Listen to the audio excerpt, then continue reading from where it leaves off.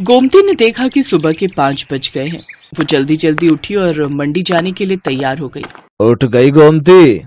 हाँ, और सुनो, मैं सब्जी लेने मंडी जा रही हूँ। तुम ब्रेड और दूध बंटी को बोल देना, ले आएगा। चाय ब्रेड खाकर ही दवाई लेना। हाँ हाँ ले लूंगा, तू भी ध्यान से जाना। गोमती का पति किशन बीमार रहता था, इसलिए घर का खर्च चलाने के लिए गोमती सब्जियां बेचने लगी। गोमती सुबह सुबह की ताजी सब्जी खरीदने के लिए बड़ी मंडी जाने लगी। गोमती ताजी सब्जियां खरीद कर लाती और बाजार में ताजी सब्जी का ठेला लगाती। सभी ग्राहक जानते थे कि गोमती बड़ी मंडी से ताजी सब्जियां लाती है, इसलिए सुबह सुबह गोमती के ठेले पर सब्जी खरीदने के लिए ग्राहकों की भीड़ लग जाती थी। 1 किलो आलू, प्याज, टमाटर और हाँ, आधा किलो करेला, भिंडी और अरबी भी कर दो। 1 किलो खीरा निकाल देना। हाँ हाँ, अभी कर देती हूँ। तभी एक औरत गोमती के पास आती है जिसका नाम मेघा था। वो गर्भवती थी और सुबह सुबह टहलने के लिए निकलती थी। मेघा का नियम था, वो गोमती से ताजी सब्जियां लेती हुई ही घर जाती थी। गोमती, मैंने तुम्हें कच्चे आम बोले थे, लाई हो क्या? हाँ हाँ मेघा दीदी, आपके कच्चे आम मैंने पहले ही अलग ले लिए थे। ये देखो, ताजे ताजे कच्चे आम। अरे वाह, इन कच्चे आमों को देखकर तो मेरे मुंह में पानी आ रहा है। वैसे कुछ भी कहो, सुबह सुबह की ताजी सब्जी की सुगंध ही अलग होती है, जो पूरे बाजार में सिर्फ तुम्हारे ठेले पर ही मिलती है। मुझे लगता है तुम बहुत मेहनत से सुबह सुबह बड़ी मंडी से ताजी सब्जियां लाती हो। कितने बजे उठ जाती हो गोमती? मेघा दीदी, रात को देर से सोती हूँ और आप तो जानती ही हो, बंटी के पापा की तबीयत ठीक नहीं रहती। पूरे घर का काम देखना होता है। फिर सुबह सुबह मंडी निकलती हूँ 5 बजे उठकर। उसके बाद घर जाना ही नहीं होता, सीधी यहीं आ जाती हूँ और ठेला तैयार करती हूँ। और कोई सब्जी चाहिए, दे दूं क्या? और आज आप अकेले आए हो? अक्सर तो आपके साथ अमर भैया होते हैं। हाँ, अमर को कुछ दिनों के लिए ऑफिस के काम से बाहर जाना पड़ा। आ जाएंगे बोल रहे हैं। वैसे मैंने माँ को बुला लिया है। अकेली होती हूँ ना घर पर तो मन ही नहीं लगता। एक काम करो, मैं तुम्हें सब्जियां बता देती हूँ। क्या तुम रोजाना मेरे घर पर ताजी सब्जियां दे जा सकती हो? अब चला नहीं जाता, पूरा टाइम है ना, इसलिए। हाँ हाँ, आप चिंता मत करो मेघा दीदी, मैं रोजाना सुबह सुबह की ताजी सब्जी आपके घर पहुंचा दिया करूंगी। इस हालत में आप अपना ख्याल रखो और किसी भी चीज की जरूरत हो तो मुझे वो भी कह देना, मैं ला दिया करूंगी। मैं तो बड़ी मंडी जाती रहती हूँ। बहुत बहुत धन्यवाद गोमती, नहीं तो आजकल इतना कौन करता है। ठीक है, अब मैं चलती हूँ। ये मेरा फोन नंबर है, मैं तुम्हें सब्जियां बता दिया करूंगी, तुम पहुंचा दिया करना। ठीक है दीदी, इसमें अपना नंबर आप खुद ही डाल दो, मुझे डालना नहीं आता। हाँ हाँ, लाओ। मेघा अपना नंबर गोमती के फोन में सेव कर देती है और उसका नंबर भी अपने फोन में ले लेती है। मेघा गोमती को फोन पर बता देती थी कि उसे सब्जी में क्या चाहिए। हेलो, हाँ मेघा दीदी, ठीक है, मैं अभी ठेले पर पहुंचूंगी ना तो पहले आपकी सब्जियां ही अलग करके दे जाऊंगी, उसके बाद ठेला लगा लूंगी। ठीक है गोमती।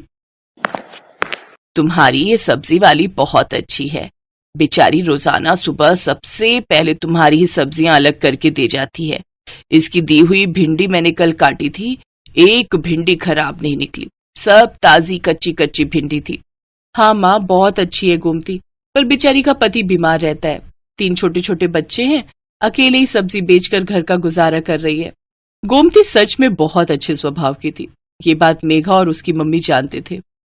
एक दिन बहुत तेज बारिश हो रही थी, सड़कें पानी से भर गई थी, निकलने का भी कोई रास्ता नहीं था। गोमती सब्जियां तो ले आई थी पर ठेले पर नहीं लगा रही थी। आज तो बारिश ने परेशान कर दिया, सोच रही हूँ ठेला रुक कर लगाऊं, सड़कों पर पानी भरा हुआ है, कोई सब्जी लेने नहीं आएगा, थोड़ी देर बाद ही लगाऊंगी। अभी सारी सब्जी की बोरियां यहीं साइड में रख देती हूँ। एक काम करती हूँ, मेघा दीदी ने कल कच्चे आम बोले थे और बाकी सब्जियां भी तब तक उन्हें दे आती हूँ। आज उनका फोन भी नहीं आया, उन्हें लगा होगा कि मैंने बारिश के चलते सब्जी नहीं लगाई होगी।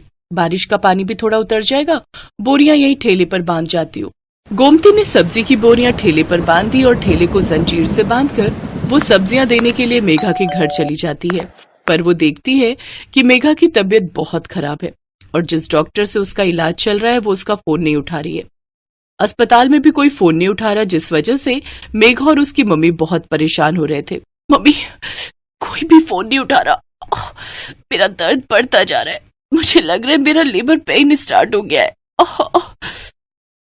मुझे भी यही लग रहा है कि तुम्हारे बच्चे का दर्द शुरू हो गया है। एक तो बारिश में कोई कैब भी बुक नहीं हो रही, आंटी जी आप चिंता मत करो, यहाँ थोड़ी दूरी पर ही मेरी जान पहचान वाले एक ऑटो वाले भैया रहते हैं, मैं अभी उन्हें लेकर आती हूँ। मुझे लगता है आज बारिश की वजह से वो काम पर नहीं गए होंगे। गोमती उस ऑटो वाले के घर जाती है जिसे वो जानती थी। बारिश की वजह से ऑटो वाला भैया आज काम पर नहीं गया था। गोमती के कहने पर वो अपना ऑटो निकाल लेता है। वो सब मेघा को अस्पताल ले जाते हैं। गोमती मेघा की मम्मी के साथ वहीं रहती है। बारिश भी अब रुक चुकी थी, पानी सड़कों से उतर गया था। मेघा के हस्बैंड को जब ये बात पता चलती है तो वो सीधा हॉस्पिटल ही आ जाता है। मेघा एक बेटी को जन्म देती है। थैंक यू गोमती, अगर आज तुम ना होती तो न जाने कितनी परेशानी हो जाती। अमर तुम्हें पता है गोमती ही ऑटो वाले भैया को लेकर आई थी। थैंक यू गोमती, तुमने आज हमारी बहुत मदद की है। इसमें थैंक यू की कोई बात नहीं है भैया, ये तो मेरा सौभाग्य है कि मैं मेघा दीदी की मदद कर सकी। और मैं बहुत खुश हूँ कि मेघा दीदी ने इतनी प्यारी सी गुड़िया को जन्म दिया है। अब तो मैं मिठाई खाऊंगी। गोमती को ध्यान ही नहीं रहा, वो अपना ठेला और सब्जियां सुबह से छोड़कर आई हुई थी। सब सब्जी वाले बारिश की वजह से वहां से जा चुके थे। गोमती देखती है उसका ठेला और सब्जियां कोई चोरी करके ले गया। गोमती बहुत रोती है। ये बात जब मेघा और अमर को पता चलती है तो वो गोमती की मदद करते हैं। गोमती, हमारी अपनी दुकान कब से खाली पड़ी थी, अब तुम हमारी दुकान को अपनी सब्जी की दुकान बना लो। अब से तुम दुकान पर बैठकर सब्जी बेचा करो और टेंशन मत लो, हम तुमसे दुकान का कोई किराया नहीं लेंगे। तुम आराम से अपनी सब्जी की दुकान चलाओ। गोमती की आंखों में खुशी के आंसू आ जाते हैं। कुछ समय बाद गोमती का पति किशन भी ठीक हो जाता है। अब वो दोनों मिलकर मेहनत से सब्जी की दुकान चलाने लगे। दुकान बनने की वजह से गोमती के पास और भी ग्राहक बढ़ गए। सब जानते थे कि अगर सुबह सुबह की ताजी सब्जी कहीं मिल सकती है तो सिर्फ गोमती सब्जी वाली की दुकान पर।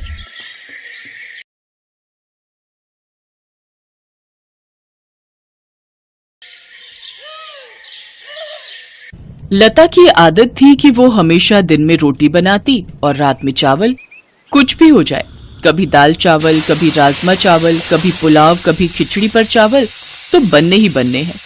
कई बार लता की सास विमला उसे इसके लिए रोक चुकी थी, पर लता अपनी इस आदत को बिल्कुल भी नहीं बदलना चाहती थी। बहू, आज खाने में क्या बनाया है? बाबूजी दाल चावल बनाए हैं। आज फिर चावल बना लिए। लता, मेरे तो घुटनों में बहुत दर्द रहता है, मैं रोजाना रात में चावल नहीं खा सकती बहू। दिन में बनाओ तो मैं थोड़े बहुत खा भी लूं। एक काम कर, मेरे और इनके लिए तो तू रोटी ही बना दे। माँ जी, अब आटा गूंथना पड़ेगा, आटा गूंथा हुआ नहीं रखा। कोई बात नहीं बहू, जो बनाया है वही दे दो। लता ने दाल चावल बनाए हुए थे, वही अपने सास ससुर के आगे परोस दिए। एक काम करो, मैं तुम्हें 2 रोटी का आटा गूंथ कर रोटी सेक देती हूँ। अरे नहीं नहीं विमला, कोई बात नहीं, मैं दाल चावल खा लूंगा। अब तुम उठोगी रोटी बनाने के लिए तो फिर बहू बोलेगी कि उसे ही कह देते, इसलिए अब खा लो। लता की दिन में रोटी रात में चावल की आदत दिन पर दिन बढ़ती जा रही थी। लता, आज तो मेरी ऑफिस की छुट्टी है, एक काम करो, कढ़ी चावल बना लो, बहुत मन हो रहा है। अब मैंने गोभी आलू की सब्जी और रोटी बना दी है, अब मैं कुछ नहीं बनाऊंगी। वैसे भी मैं रात को राजमा चावल बनाने वाली हूँ, मैंने पहले ही प्लान कर लिया था, इसलिए अब रोटी और गोभी आलू की सब्जी खा लो। तुम सही हो, जब देखो अपनी मर्जी करती हो। अब रात में मैं सोच रहा था कि मटर पनीर की सब्जी और रोटी बनवाऊंगा, तुम राजमा चावल का प्लान बनाकर बैठ गई हो। अरे तो क्या हुआ, तुम तो जानते हो ना मैं दिन में चावल नहीं बनाती हूँ, रात में थकी हुई होती हूँ, इसीलिए मैं रात को ही चावल बनाती हूँ। मेरे से नहीं बनती रात में रोटियां। अच्छा ठीक है, जो मन में आए वो करो। मैं माँ को डॉक्टर के पास ले जा रहा हूँ, बोल रही हैं कुछ दिनों से घुटनों में बहुत दर्द है। विमला की तबीयत ठीक नहीं थी, इसीलिए बेटा अभिनव उसे डॉक्टर के पास ले जाता है। देखिए माताजी, उड़द की दाल, भिंडी, चावल, दही वगैरह और ठंडी चीजें आपको कुछ समय के लिए बंद करनी होंगी। डॉक्टर साहब, मैं तो कोई ठंडी चीज लेती ही नहीं हूँ। ये बच्चे कई बार कहते हैं कि ठंडा आइसक्रीम और ठंडा दूध वगैरह ले लो। मैं तो दही भी बहुत कम खाती हूँ क्योंकि मेरे घुटनों में दर्द हो जाता है। अब डॉक्टर साहब, और कुछ खाने का परहेज? बस इन्हीं बातों का ध्यान रखें और समय पर दवाई लें। विमला अभिनव के साथ घर आ जाती है। लता, डॉक्टर ने माँ को कुछ चीजें खाने के लिए मना किया है, जिनमें से चावल भी हैं। तुम ये जो रोज चावल बना देती हो ना रात में, वो माँ को बहुत नुकसान करते हैं, इसलिए अब माँ के लिए रोटी बना दिया करो। ठीक है, बना दूंगी, पर आज खाना बन चुका है।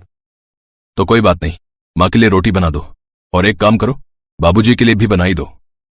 बस काम पर काम बढ़ा देते हो। लता गुस्से में रसोई में जाती है तो वो देखती है कि उसकी सास रसोई में रोटी सेक रही है। अरे, मैं बना तो रही थी, आप क्यों खड़ी हो गई? अब ये देखेंगे आपको रोटी बनाते हुए तो मुझ पर गुस्सा करेंगे। कोई बात नहीं बहू, तुम भी तो पूरा दिन काम करके थक जाती हो, 2-4 रोटी ही तो सेकनी है, उसमें देर नहीं लगती। तुम्हारे लिए बनाऊं, तुम खाओगी? नहीं नहीं, मुझे नहीं खानी, आप अपने लिए और बाबूजी के लिए बना लो, मैं तो चावल ही खाऊंगी। अपना खाना डालकर रसोई से चली जाती है। लता ने अपनी आदत को फिर भी नहीं छोड़ा। दिन में रोटी सब्जी बन जाती तो वो रात में चावल बना लेती। जब उसने देखा कि उसके सास ससुर को तो रोटी ही खानी है, तो उसने अब दिन में ज्यादा रोटी बनानी शुरू कर दी, ताकि रात को उसे फिर से रोटी ना बनानी पड़े और वो चावल खाकर ही रह जाए। माँ जी, रोटी मैंने दोपहर में ही ज्यादा बना दी थी। मुझे पता था आप और बाबूजी रात को रोटी खाते हो, इसलिए मैंने सोच लिया है अब मैं आप लोगों की रोटी दोपहर में ही बना दिया करूंगी। पर बहू, वो तो ठंडी हो गई होगी। अब अरे विमला, कोई बात नहीं, ठंडी है तो उन्हें तवे पर गर्म कर लो, तुमने और मैंने ही तो खानी है। जाओ बहू, तुम अपना खाना खा लो। लता अपने कमरे में चली जाती है। उसके सास ससुर दोपहर की रोटी ही खा लेते हैं। लता अपनी आदत की वजह से अब जब भी रात में चावल बनाती तो अपने सास ससुर की रोटी दोपहर में ही बनाकर रख देती। एक दिन लता अपने कमरे में स्टूल पर चढ़कर ऊपर की अलमारी से कुछ ढूंढ रही थी। कहाँ रख दिया मैंने अपना नया पर्स? यहीं ऊपर अलमारी में ही तो रखा था। भाभी, आराम से, मेज गिर जाएगा, रुको मैं आती हूँ। जितनी देर में काम वाली दौड़कर जाती, इतनी देर में लता मेज से नीचे गिर चुकी थी। लता की चीख निकल गई। अभिनव और विमला लता को डॉक्टर के पास ले गए। लता की रीढ़ की हड्डी का मांस फट गया, जिस कारण लता को कुछ दिनों का बेड रेस्ट हो गया। माँ, ये लता की सारी दवाइयाँ, अभी अगले हफ्ते बुलाया है डॉक्टर ने। बेटा, घबराने की तो कोई बात नहीं है ना? डॉक्टर क्या कह रहा है? पापा, रीढ़ की हड्डी का मांस फट गया है, इसलिए कुछ दिन ठीक होने में लगेंगे, लेकिन लता को पूरा बेड रेस्ट करना होगा। कमर में बहुत दर्द हो रहा है। अरे, मेरी बहू तो बहुत बहादुर है, देखना तुम बहुत जल्दी ठीक हो जाओगी। मैं तुम्हें ताकत की बहुत अच्छी अच्छी चीजें बनाकर दूंगी, जिससे तुम्हें आराम मिलेगा। लता की कमर में दर्द था और ये बात उसकी सास और बाकी परिवार के लोग भी समझ पा रहे थे। सब लता को बहुत हिम्मत देते हैं। लता की सास विमला अपनी बहू की बहुत देखभाल करती है। लता देखती है कि उसकी सास बिल्कुल उसकी सगी माँ की तरह उसकी देखभाल कर रही है।